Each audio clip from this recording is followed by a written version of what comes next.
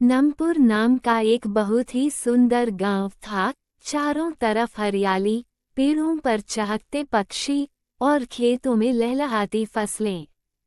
उसी गांव में विलास अपने परिवार के साथ रहता था। उसकी पत्नी राधा, बूढ़ी माँ और 3 बच्चे टीना, राकेश और सबसे छोटी प्रिया। घर में सब कुछ बहुत अच्छा चल रहा था।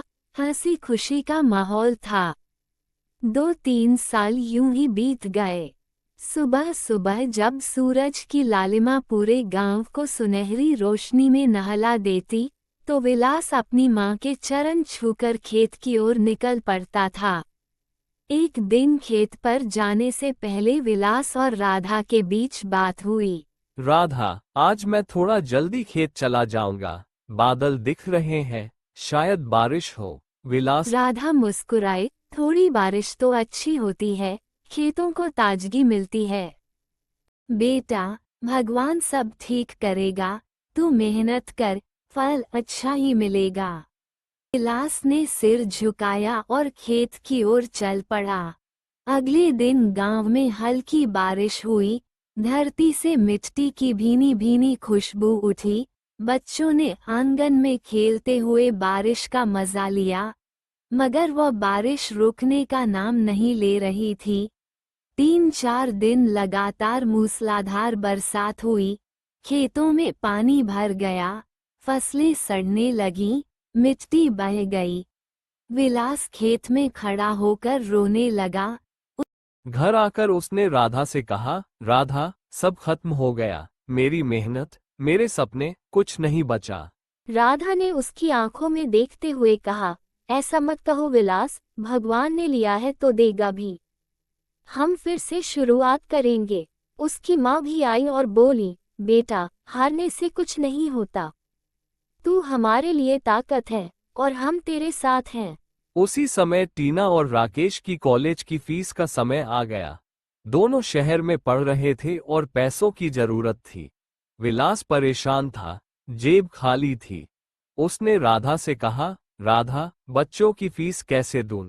घर में कुछ नहीं बचा। राधा ने थोड़ी देर चुप रहकर अपने गले की चेन उतारी, फिर बोली, ये लीजिए और ये चेन गिरवी रख दीजिए। बच्चों का भविष्य किसी हालत में रुकना नहीं चाहिए। विलास की आंखों से आंसू बह निकले। तू सच में मेरी ताकत है, राधा। विलास ने जेवर गिरवी रखकर बच्चों की फीस भर दी। लेकिन किस्मत अभी और परखना चाहती थी। कुछ ही दिनों में गांव में बाढ़ आ गई। चारों तरफ पानी पानी, जानवर बहने लगे, घर गिर गए। विलास का घर भी पानी में डूब गया। वह माँ राधा और प्रिया को लेकर ऊंची जगह भागा। दूर एक स्कूल की इमारत में सबने शरण ली। 4 दिन तक लगातार बारिश होती रही। खाना खत्म हो गया, बच्चे भूख से रोने लगे। माँ ने विलास के कंधे पर हाथ रखकर कहा, बेटा, अब बस, बारिश थम जाएगी जब सूरज निकलेगा। तू फिर से खेती शुरू करना। भगवान मेहनती का साथ कभी नहीं छोड़ता। धीरे धीरे बारिश कम हुई, आसमान साफ होने लगा। गांव के लोग एक दूसरे की मदद से अपने घरों की मरम्मत करने लगे। विलास भी राधा, माँ और प्रिया को लेकर अपने घर लौटा। घर की दीवारें गीली थीं। राधा ने चूल्हा जलाया और दाल चढ़ाई और सबने मिलकर सादा भोजन किया। कई दिनों बाद वह खाना सबको अमृत जैसा लगा। अगले दिन सुबह सुबह विलास खेत की ओर निकला। उसके साथ राधा और माँ भी थीं।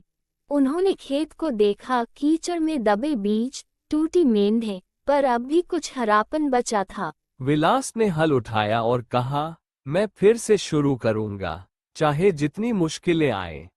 राधा बोली, मैं आपके साथ हूँ, आप कर लेंगे। माँ ने आशीर्वाद दिया। भगवान। विलास दिन रात खेत में मेहनत करने लगा। बारिश का पानी सूख गया था, पर मिट्टी अब उपजाऊ थी। वह खेत में ही सोता, पौधों को पानी देता। राधा उसके लिए खाना लाती और साथ में खरपतवार निकालती। प्रिया पास बैठकर मिट्टी से खेलती और कहती, पापा, ये पौधे कब बड़े होंगे? विलास मुस्कुराकर कहता, जल्द ही बेटा, जब सूरज इन्हें आशीर्वाद देगा। कई हफ्तों बाद छोटे छोटे पौधे निकलने लगे। हर सुबह विलास का चेहरा मुस्कान से भर जाता।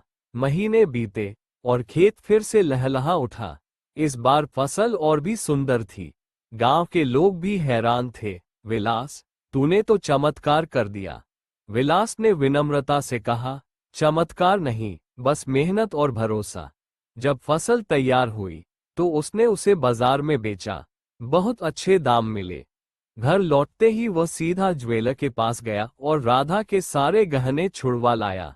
घर जाकर उसने मुस्कुराते हुए कहा, राधा, ये लो।